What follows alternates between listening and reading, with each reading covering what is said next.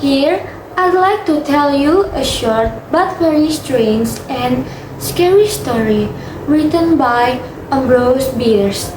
The title is One Summer Night. This story talks about death, fear, and something unexpected happening in the middle of the night. Okay, let's begin.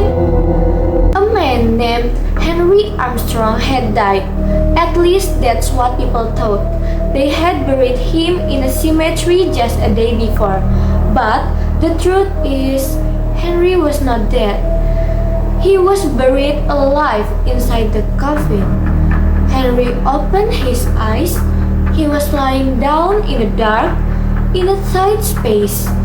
His arms were crossed and tied on his chest, but he was not scared. He was calm. Henry thought to himself, I must be very sick, but I am not dead. Even though he was weak, he didn't panic. He broke the band holding his arms and tried to understand where he was. Then he closed his eyes again and rested. He didn't know something was about to happen that night. That same summer night, three men walked into the cemetery. Two of them were young medical students. They wanted to take a dead body from a grave and use it for study in their college. The third man was Jess, a strong man who worked in the graveyard. He was very tall and dark-skinned. Jess always joked that he knew everyone in the cemetery. He was not afraid of anything, not even the dead. They brought a wagon and tools. Quietly they started digging. The grave was new, so the dirt was still loose.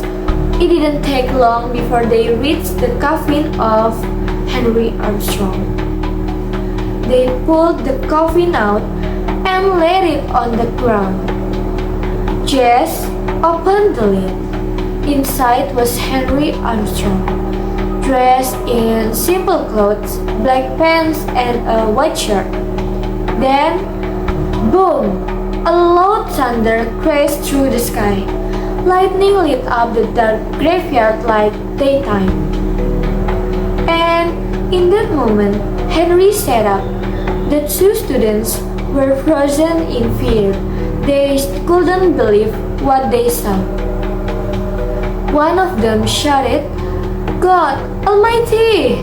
And then they both ran away, screaming and stumbling through the night.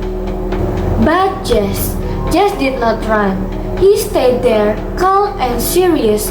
What he did next, no one saw. The next morning, the two students met again. They were still very afraid.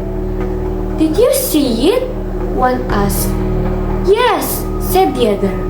What are we going to do? They decided to go to the college dissecting room to check if anything had been brought in.